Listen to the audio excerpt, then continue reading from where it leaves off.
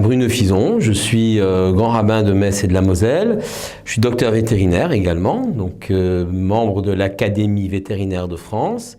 Et je suis le conseiller du grand rabbin de France et du président du Conseil central pour les questions d'abattage rituel. En tant que grand rabbin de Metz et de la Moselle, j'ai le rôle de tout grand rabbin concordataire, un peu comme le grand rabbin du Bas-Rhin. Donc, s'habiter des synagogues, des écoles, de la cacheroute, la représentation auprès des autorités. Donc, ça, c'était un rôle classique. Et au niveau de l'abattage rituel, effectivement, là, il y a des fonctions qui sont extrêmement précises, puisqu'il s'agit de défendre ce droit inaliénable de la communauté juive auprès des instances politiques, en France auprès des parlements, des autorités, en Europe auprès du Parlement européen ou de la Commission européenne, puisque vous savez que la problématique de l'abattage rituel se pose avec beaucoup d'acuité ces derniers temps. Ça devient quand même de plus en plus difficile, il faut l'admettre.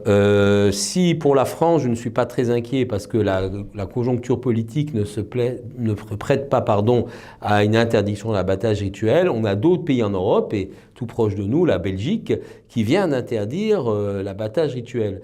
On a une conjonction de deux problématiques. La première, c'est la montée des populismes, qui est liée donc à l'extension d'une certaine population en Europe.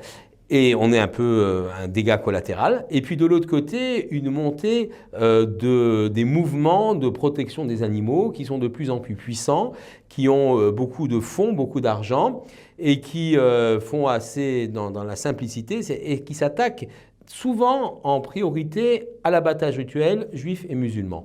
Donc on a cette conjonction des deux éléments qui fait que en Belgique c'est interdit, au Danemark c'est interdit, que régulièrement au Parlement européen on a des tentatives d'interdiction, et qu'en France, si encore une fois aujourd'hui le gouvernement, on n'a pas de crainte à avoir de ce côté-là, il y a quand même des mouvements, des ONG, de défense des animaux et des mouvements populistes en vue d'interdire l'abattage rituel. Donc il faut être vigilant et c'est un combat de tous les jours.